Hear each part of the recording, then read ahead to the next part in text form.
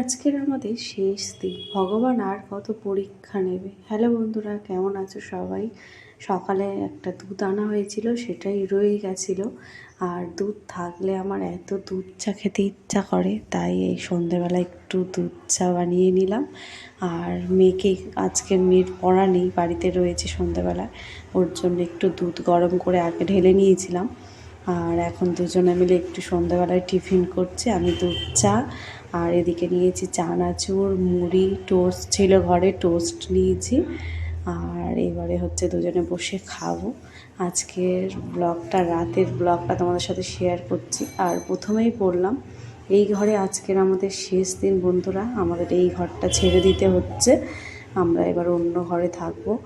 আর আজকের রাতটাই শুধু এই ঘরেই আমরা থাকবো। ঘরটা আমাদের অনেক কষ্ট দিয়েছে, দুঃখ দিয়েছে, ভালোবাসাও দিয়েছে।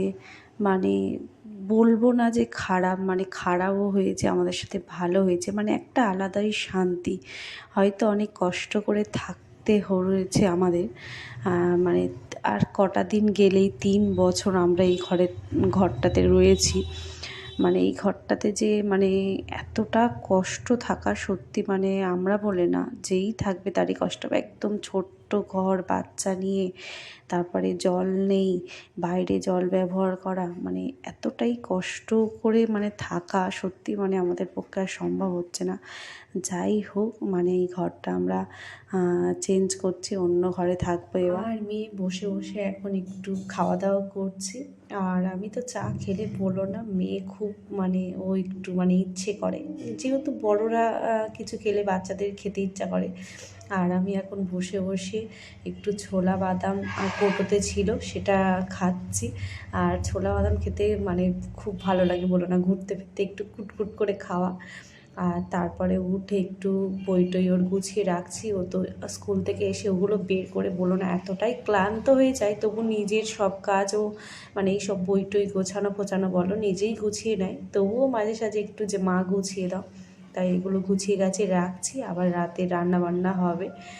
আর ঘরে তো তেমন কিছু জিনিসপত্র নেই, এগুলো বের করে নিয়ে যেতে তেমন সমস্যা হবে না। এর ইচ্ছা এই ঘরে থাকবে, মানে ওর কেন, আমাদের সকলের এই ঘরটার প্রতি একটা মায়া পড়ে গেছে বলো না। যতই ছোট হোক তবু কিন্তু দেখবে একটা জায়গায় থাকতে থাকতে, একটা মানুষ হোক, একটা জিনিসপত্রের উপরে হোক, একটা ঘরের উপরে হোক, কিন্তু আমরা মানুষ তো মায়া পড়ে যায়। আর সেটাই আমাদের সাথে হচ্ছে, মানে বলো না, খারাপ লাগছে খুব, মানে এই জায়গাটা ছেড়ে যেতে। কিন্তু যাই হোক, মানে এই জায়গাটা হয়তো খারাপ লাগছে ছেড়ে যেতে, কিন্তু সত্যি মানে কষ্টকর ব্যাপার, মানে এইভাবে থাকাটা। তাই মানে বাধ্য হয়ে ঘর ছাড়তে আমরা বাধ্য হচ্ছি। আর এখন হচ্ছে রাতে একটু ভাত করব বলে চাল ধুতে এসেছি কলে। আর আজকের একটু দুধ ভাত খাবো বলে মানে ভেবে রয়েছি। দুধ রয়েছে, দুধ যে এবার জাল দিচ্ছি। দুধ, তারপরে আম, এই আম উঠে গেলে তো আর আম খাওয়া হবে না, মানে বলো না। আমটা হচ্ছে আমার খুব ভালো লাগে খেতে, দুধ দিয়ে, বিশেষ করে দুধ ভাত তো খুব ভালো লাগে, তার সাথে যদি আম হয়। তাই আজকে রাতে দুধ, আম আর তরকারি, দুপুরে একটু সবজি টবজি রয়েছে, ওই সবই খাওয়া হবে। আর মেয়েকে তো একটু তাড়াতাড়ি খাইয়ে দেবো, মানে 10টা বাজলে মেয়েকে আমি রোজই খাইয়ে দিই, কারণ ওকে একটু তাড়াতাড়ি খাওয়াই, ওর হজমটা যাতে তাড়াতাড়ি হয়ে যায়। খেয়ে সঙ্গে সঙ্গে শুয়ে পড়লে কি বলো তো, আর আমি তো ওর বাবা এলে তবে খাই। আর ওকে একটু খাইয়ে দিই আগে, ও তাতেই খেয়ে নেয়, যাতে ওর বাপি এলে একটু বসে ফোন দেখতে পারে বলো না। ওদিকে পড়াশুনো করছে আর আমি এদিকে হাতের কাজগুলো আগিয়ে নিচ্ছি। আর বর তো আসবে সেই 10:30টার পরে, এই হচ্ছে বলো না। আর গোছন গাছার বলতে এই তো ঘরের জিনিসপত্র, তক্তাটা আর ওই বক্সের আলনাটা, আর এই সব গ্যাসের ওভেন, তারপরে এই কটা বাসন কোসন, এই কটাই তো, মানে বর আর আমি দুজনে মিলেই বের করে নেব ঘর থেকে। জিনিসপত্র তো তেমন নেই, আর এই কটা বের করে নিয়ে যেতে সমস্যা হবে না। আর এই দেখো, এদিকে কাণ্ড দেখো, মেয়ে হচ্ছে খাটে উঠতে গিয়ে দেয়ালের গায়ে, মানে ও তো কী বলো তো, একটু চলাফেরার সমস্যা, মানে পায়ের একটু সমস্যার জন্যে ও হচ্ছে মানে ডিসব্যালেন্স হয়ে যায় খাটের উপরে উঠতে গিয়ে, আর দেয়ালের গায়ে ঠুকে গিয়ে দেখো হাতে পুরো চেঁচে ফেলেছে। আর দেয়ালের মধ্যে দেখবে যদি পুট্টি করার দেয়াল না হয় তো ওই দেয়ালগুলোতে মানে আমাদের এই ঘরের দেয়ালগুলোতে না বেশ মানে ওগড়ে কেটে যায়। আর দেখো না হাসছে, আমি বলছি যে লেগেছে না, হাসি দিচ্ছে। মানে কি বলবো আর, মানে এত সমস্যা করে ফেলে, মানে এই করে পড়ে গিয়ে আগে হাত ভাঙলো। এখন মেয়েকে নিয়ে এতটা ভয় করে, মানে কি বলো তো, কারোর সাথে যে খেলা করবে আমি নিশ্চিন্তায় বসে থাকতে পারি না, কারণ যে কোনো মুহূর্তে ধাক্কা খেয়ে পড়ে গিয়ে হাত পা ভাঙবে, মাথা ফাটাবে। বলো না, ওকে নিয়ে মানে এত ভয় করে, যেহেতু ওর ব্যালেন্সের সমস্যা।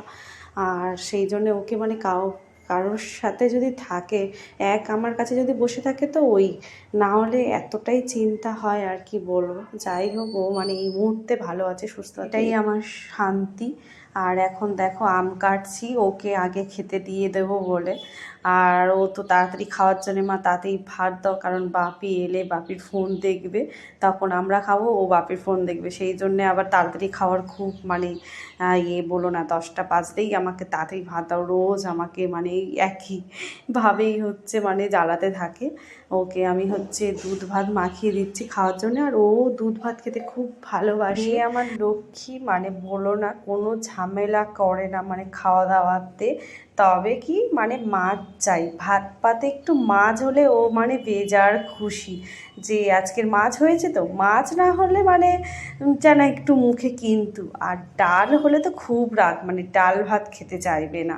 আমি দেখেছি অনেক বাচ্চারা ডাল ভাত খেতে খুব ভালোবাসে, কিন্তু আমার মেয়ে হচ্ছে মাছ ভাত খেতে ভালোবাসে, এটাই মানে ওর আর এই দেখো এদিকে বর এসে গেছে, ও খেতে বসেছে, এবারে আমরা খাওয়া দাওয়া করে নেবো। আর আজকের ভিডিওটা কেমন লাগলো তোমরা বলো। আর এই তো এবারে আমরা নতুন ঘরে শিফট হবো, তোমরা নতুন নতুন ব্লগ পাবে। আর মানে কাজের ব্যস্ততার মধ্যে বলো না, ঠিকঠাক করে ভিডিও দিতে পারছি না, সব আপডেট দিতে পারছি না তোমাদের সাথে। আর যেহেতু এইটুকুনির মধ্যে খুব সমস্যা হচ্ছে আমাদের সবাইকার, আর কি বলবো, আজকের আসি, সবাই ভালো থেকো, সুস্থ থেকো, সাবধানে থেকো। এদিকে মেয়ে নিজে নিজে খেয়ে নিচ্ছে, আমি ওকে মাখিয়ে বসিয়ে দিয়েছি, ও খাচ্ছে। আর এখন একটু নিজে নিজে সব কিছু শিখছে।